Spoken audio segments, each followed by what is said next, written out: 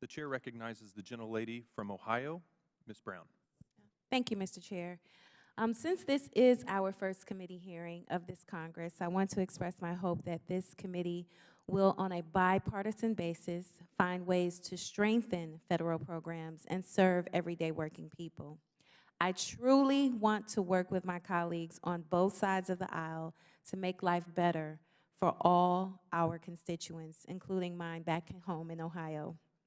In that spirit, I want to share some real-life stories of people in Ohio who have benefited from some of the life-saving pandemic relief programs we are discussing today. Here is an example. Tiffany from Northeast Ohio said, and I quote, "I was laid off on March 13th, 2020. Even though it took a month to begin receiving my unemployment benefits, I am so thankful for them. Without them, my family of 4 wouldn't have anything at all coming in. The extra federal money per week enabled me to pay my bills and helped me to provide for my children in such a traumatic situation." Tiffany's testimony is just one example among millions in all our districts, urban or rural, dense or sparse, rich or poor, for whom this federal assistance made all the difference. Ms. Dixon, how did COVID-19 relief legislation such as the Bipartisan CARES Act and the American Rescue Plan save American families from disaster? So one thing we know is that the economy is 70% consumer spending. Consumer spending drives our economy.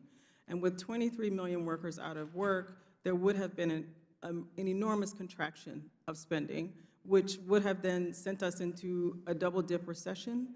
It also prevented hunger and homelessness, and really allowed families to focus on caregiving for their sick family members.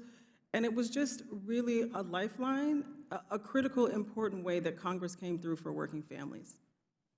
Thank you very much. So it is clear to me that the Biden administration and Congress took decisive action to provide relief for the American people. The critical and much needed investments in health and economic programs are helping the country recover and bounce back from the worst pandemic in recent memory. So let us not forget that.